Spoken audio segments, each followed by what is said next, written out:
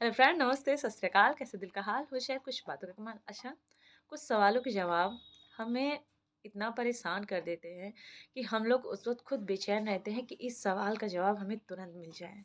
हाँ, किसी से भी, किसी के ज़रिए से भी, बस उस सवाल का जवाब हमें तुरंत मिल जाए। और इन सवालों के जवाब हम लोग ढूँढते हैं लोगों में, अपनेपन में, उनकी बातों में, उनके जज़्बातों में, उनके एहसासों में, लेकिन हमें वो जवाब नहीं मिलता, क्योंकि वहाँ पर हमारे सवालों का जवाब होता ही नहीं है, बल्कि उन सवालों का जवाब छुपा होता है हमारे अंतर्मन में, हमारी सोल से कनेक्ट होता है। लेकिन हम लोग उस वक़्त अपने अंतर्मन की आवाज़ नहीं सुनते हैं, अपने मन की आवाज़ बिल्कुल नहीं सुनते हैं।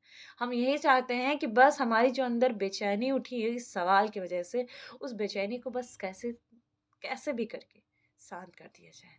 इसीलिए हम लोग इतना उत्सुक हो जाते हैं कि नहीं, हमें इस सवाल का जवाब चाहिए, लोगों में ढूँढते हैं। लेकिन सच बताऊँ यार, अगर कोई सवाल ज़िंदगी से रिलेटेड है, आपसे रिलेटेड है और आपको परेशान कर रहा है, तो उस सवाल का जवाब सिर्फ़ आपके पास ही है और किसी के पास नहीं।